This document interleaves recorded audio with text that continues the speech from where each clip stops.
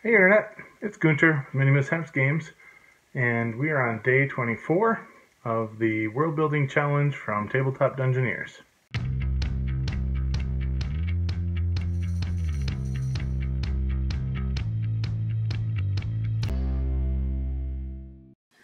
Day 24. Who is the most misunderstood race in your world? Misunderstood race. So that's a hard one because of the Sky Portal. The Sky Portal, everyone that comes into the Neocap that way has their own biases from whatever world they came from. So there are a lot of traditional RPG worlds, D&D worlds, Pathfinder worlds, where people have certain ideas about orcs or dwarves or elves. And a lot of those norms aren't in place or are specifically broken in the Getherverse. That the subversion of expectation is really kind of important. So, probably the most misunderstood race is the Mazignis. The Mazignis, in the previous version of the world, were created to guard a being called the Hungry Dark, and in order to not be able to be corrupted, the Hungry Dark is essentially a sentient blob of nanites, magical nanites for lack of a better term. The more that assemble together, the smarter and more aware the pile becomes. The nanites of the Hungry Dark can absorb and become and digest about any material, magic, or energy. And so their keepers, the Mazignis, had to be virtually indestructible and magic resistant, as well as mute. They aren't able to speak, to keep them from being able to cast and be corrupted socially and linguistically by the Hungry Dark.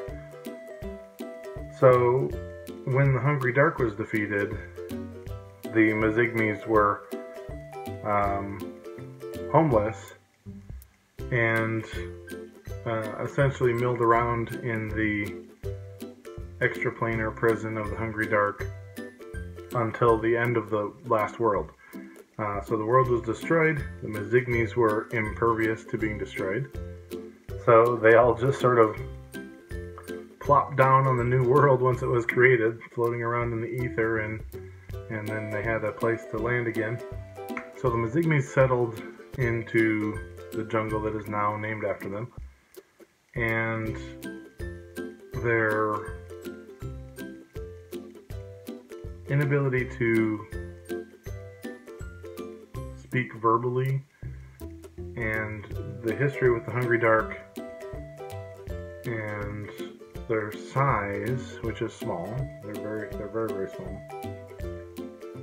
They're essentially human in proportion. They look like little humans that are just over knee high, so smaller than halflings and gnomes.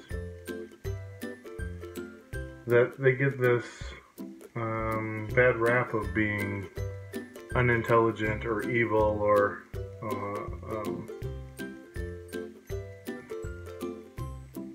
they're, I would say, probably most misunderstood that way. And also because their new charge, their new guardian and guarded, is the Mazigni jungle catfish dragon. So the catfish dragon is in the Mazigni jungle as well, and the legend about the catfish dragon is that it eats Mazignis and is the only creature able to do that. But in actuality, they are indestructible, and if the catfish dragon ever accidentally eats a Mazigni along with other animal it was hunting or something, then it just turns into an unhappy dragon and an unhappy Mazigni when it comes time for that Mazigni to pass back into the world.